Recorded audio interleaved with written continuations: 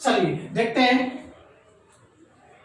मैं अभी शुरू करने जा रहा हूं बेरोजगारी के बारे में कि अनएम्प्लॉयमेंट, जैसे कि आपको मालूम है कि अभी बहुत लोग बेरोजगार हो गए, तो इसके बारे में हम आज डिटेल में बात करेंगे। आखिर बेरोजगारी होता है क्या, ऐसे कौन कौन से लोग हैं जिसे हम बेरोजगार बोलेंगे, बेरोजगार का डिफिनीशन क्या हो सकता है, इन सब के बारे में डिटेल में जानेंगे, समझते हैं। अनएम्प्लॉयमेंट कहे तो बेरोजगार। देखिए, बेरोजगारी को डिफाइन करने का जो आपका उसका डिफिनीशन है, जो आपका ये है, अगर मैं पूछूं आपसे कि हम बेरोजगार किसको बोलेंगे, क्या 2 साल का जो बच्चा है वो अपने आप को बोल सकता है कि वो हम बेरोजगार है? तो मेरा आंसर होगा नहीं। कोई भी 2 साल का बच्चा या कोई बंदा जो काम करने लायक नहीं है, जिसे काम करने की क्षमता नहीं है, वो अपने आप को बेरोजगार नहीं कहलाएगा। बेरोजगार को डिफाइन करने का 3 तरीका है। कुछ लोग अभी ऐड हो रहे हैं, थोड़ा देर रुक जाइए, जल्दी आ जाओ भाई जो अभी नहीं ज्वाइन किए हो क्लास।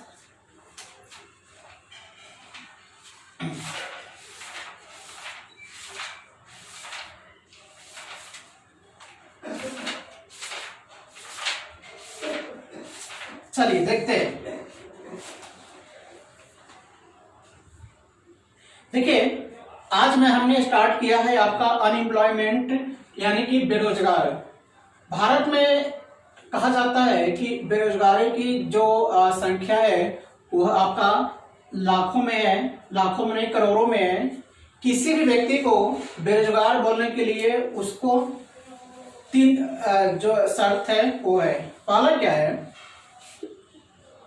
अगर कोई व्यक्ति काम करने का इच्छुक हो, यानी कि वो व्यक्ति काम करना चाहता है, यानी कि आप बोल सकते हो पहला विलिंग टू वर्क, यानी कि काम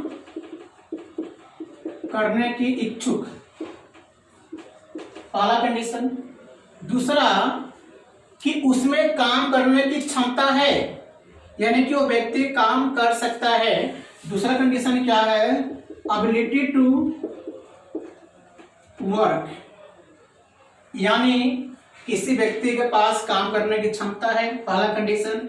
दूसरा कि वो उसके काम करने की इच्छा है।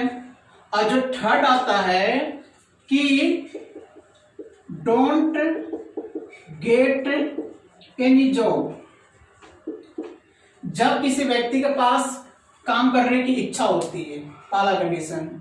उसके बाद उस व्यक्ति के पास काम करने की क्षमता है, लेकिन वो कोई जॉब गेन नहीं कर पाता, कोई जॉब नहीं प्राप्त कर पाता है, तो इस कंडीशन में वो व्यक्ति क्या कहलाता है, बेरोजगार कहलाता है।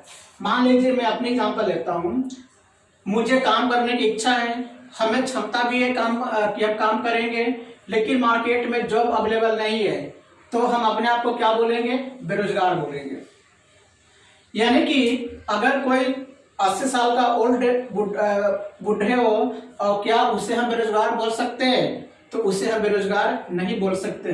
क्यों? क्योंकि मार्केट में जॉब तो है बट उसमें काम करने की क्षमता नहीं है, या वो काम करने की इच्छा उसमें नहीं है। इन तीनों में से कोई भी एक किसी व्यक्ति के पास क्वालिटी ना हो तो वो व्यक्ति अपने आप को बेरोजगार नहीं बोलेगा। सर जी, किसे नहीं बोल सकते अनएम्प्लॉयमेंट? देखिए, मान लीजिए कि बेरोजगार की बात करते हैं कि अगर किसी व्यक्ति के पास काम करने की क्षमता है, उसमें वो काम करना चाहता है, लेकिन उसे जॉब नहीं मिल रहा, तब वो अपने आप को क्या बोलेगा, बेरोजगार बोलेगा। ठीक है, लेकिन मार्केट में जॉब है, उसमें काम करने की क्षमता है, लेकिन वो काम करना चाहता नहीं है, इस केस में उस व्यक्ति को हम बेरोजगार नहीं बोलेंगे। क्यों? क्योंकि उसकी इच्छा ही नहीं है काम करने की। समझ में आ गया?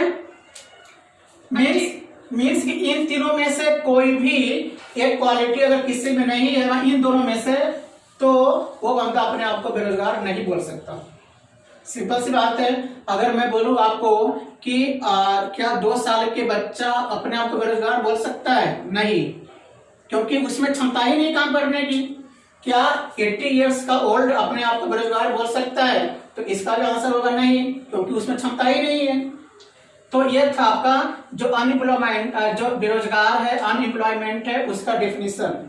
अब हम जानेंगे एक फिगर के बेस पे कि भारत में कितने % लोग अनएम्प्लॉयमेंट है, कितने करोड़ लोग बेरोजगार हैं, कितना लोग बेरोजगार नहीं है, इन सब के बारे में। इसका मैं नोट्स में आपको सेंड कर दूंगा, इसे मैं रफ कर दे रहा हूं।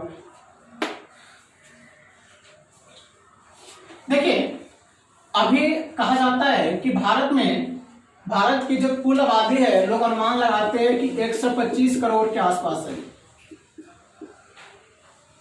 125 करोड़ भारत की अभी आबादी है। ये हमने अज्यूम कर लिया, हो सकता है कि 2-4 करोड़ आगे भी हो, पीछे भी हो। अब इसमें कहा जाता है कि 125 करोड़ में से 50 करोड़ लोग ऐसे हैं जो वर्किंग है। इन 125 करोड़ 50 करोड़ जो लोग हैं वो आपका वर्किंग है, यानी कि वो आपका एम्प्लॉयमेंट है। लेकिन जो रिमेनिंग का 75 है वो आपका नॉन वर्किंग है, यानी कि ये 75 करोड़ लोग कोई भी काम नहीं करता है। तो इसका मतलब ये नहीं कि 75 करोड़ में सारे लोग बेरोजगारी है। इसमें क्या है, 38 करोड़ जो लोग हैं वो आपका बेरोजगार है। 38 करोड़ लोग हैं वो आपका बेरोजगार है, लेकिन जो 37 करोड़ लोग हैं उसमें या तो काम करने की क्षमता नहीं है या वो काम करना चाहता नहीं है। यानी कि इस 37 करोड़ लोगों को हम बेरोजगार नहीं बोल सकते। यानी देखा जाए इंडिया में बेरोजगार की संख्या कितनी है, 38 करोड़ के आसपास, है ना। तो ये था आपका बेरोजगार का बायोडाटा जो मैंने आपको समझाया। इससे मैं एक बार फिर से समझा दे रहा हूं। बेरोजगार उसे बोलेंगे जो काम करने की इच्छा रखता हो। दूसरा कंडीशन है काम करने की क्षमता हो, लेकिन मार्केट में बाजार यानी मार्केट में काम ना हो, तो वो व्यक्ति अपने आप को बेरोजगार बोलेगा। यदि उस व्यक्ति में काम करने की क्षमता ना हो या काम करने की इच्छा ना हो, लेकिन मार्केट में जॉब अवेलेबल हो, तो वो व्यक्ति अपने आप को बेरोजगार नहीं बोलेगा। भारत की कुल आबादी 125 करोड़ में से 50 करोड़ लोगों के पास जॉब है, यानी वो वर्किंग है, वो कोई ना कोई काम कर रहा है। 75 में से 38 करोड़ लोग बेरोजगार है, जिसे कोई काम है ही नहीं। और 37 करोड़ लोग और लोग हैं जिसे या तो इच्छा नहीं है या काम करना चाहता नहीं है या उनमें एबिलिटी नहीं है। तो यह था आपका बेरोजगार का डेफिनेशन। अब हम बात करेंगे कि भारत में बेरोजगार कितने प्रकार का होता है। इसका मैं आपको एक फ्लो चार्ट बनाऊंगा, उसे पूरे डिटेल में एक्सप्लेन करेंगे, सबको 1 by 1 करके हम इसे समझेंगे। इसे मैं रफ कर दे रहा हूं।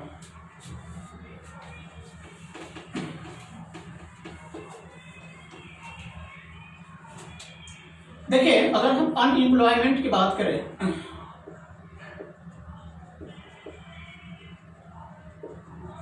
तो भारत में अनएम्प्लॉयमेंट जो टाइप है, जो इसका ये है, वो आपके 8 प्रकार का होता है। भारत के लोग 8 प्रकार से बेरोजगार हो सकते हैं।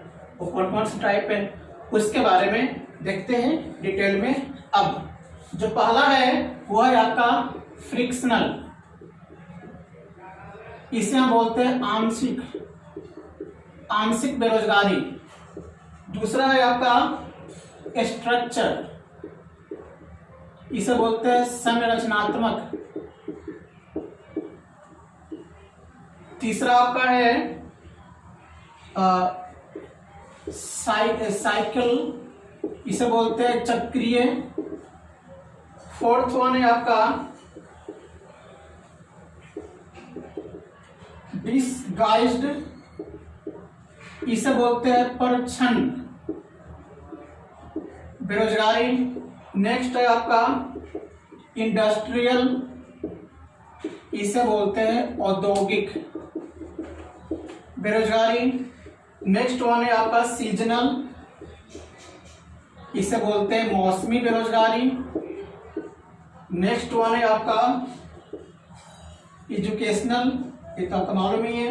एंड नेक्स्ट वन है अंडर एम्प्लॉयमेंट। तो इस प्रकार से भारत में बेरोजगारी के ये आपके 8 टाइप है। सबके बारे में वन बाय वन करके हम 5 मिनट में डिटेल में जानते हैं। देखिए, अगर हम फ्रिक्शनल की बात करें, आंशिक बेरोजगारी की बात करें, तो क्या होता है कि अगर कोई बंदा किसी ऑफिस में काम कर रहा होता है, ठीक है, मैंने कहीं पे काम किया और मुझे क्या होता है कि मुझे वहां से अपना जॉब ट्रांसफर कहीं करना होता है, कहीं पे मुझे और जगह ज्वाइन करना होता है, तो उस बीच में जो 2-4 दिन का गैप होता है ना, तो उस बीच में तो हम कहीं जॉब नहीं कर रहे होते। यानी कि देखा जाए तो जो भी आपको 2 दिन 4 दिन आपको बेरोजगार रहना पड़ता है, तो इस केस में जो इस तरह का बेरोजगारी होता है वो आपका कहलाता है फ्रिक्शनल, यानी कि आंशिक बेरोजगारी। यानी कि एक जॉब से दूसरे जॉब में जाने के बीच जो हमें बेरोजगारियों का सामना करना पड़ता है वो आपका आंशिक बेरोजगारी कहलाता है। जब हम जॉब ट्रांसफर करते हैं, ऐसा नहीं है कि हम यहाँ आज जॉब हमने यहाँ पे चेंज किया, वहाँ का लोग कर लिया, कहीं ना कहीं बीच में गैप होता है, तो उस तरह का जो बेरोजगारी होता है वो कहलाता है आपका फ्रिक्शनल। आगे है स्ट्रक्चर।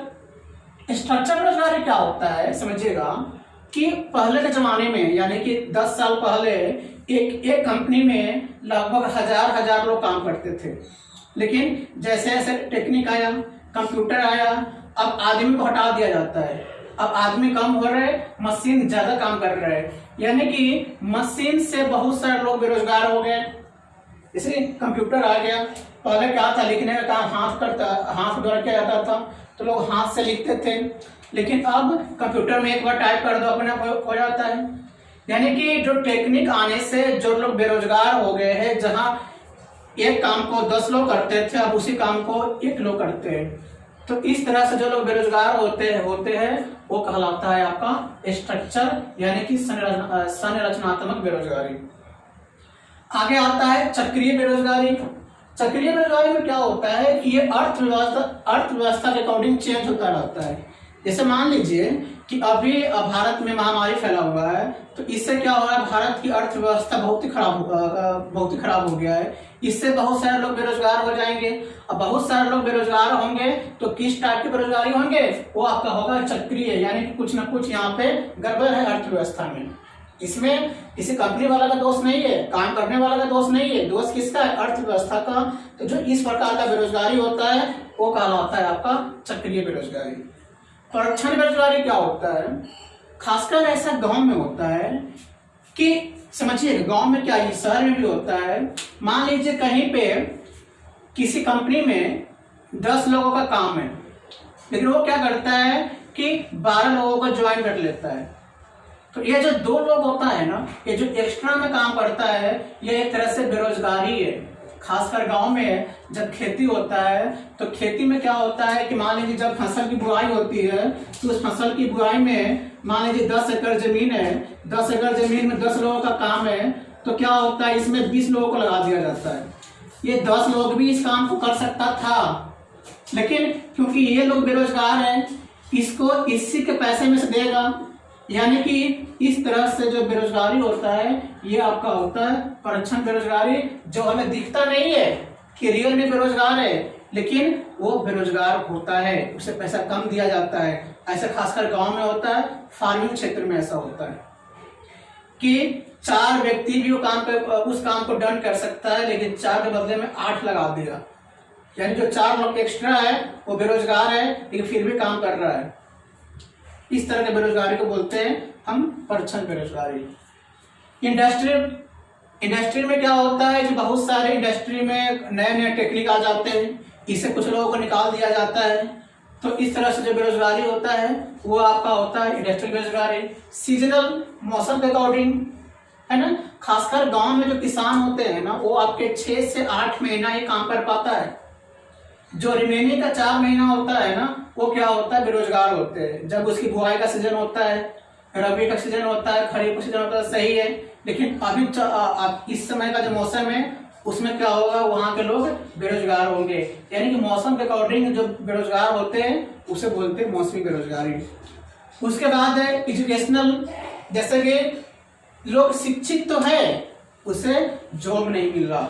जैसे आप लोग हो, हम लोग हैं, पढ़े लिखे तो है लेकिन उस लायक नहीं है जहां पे हमें जॉब मिल सके। ये आपका होता है एजुकेशनल अनएम्प्लॉयमेंट।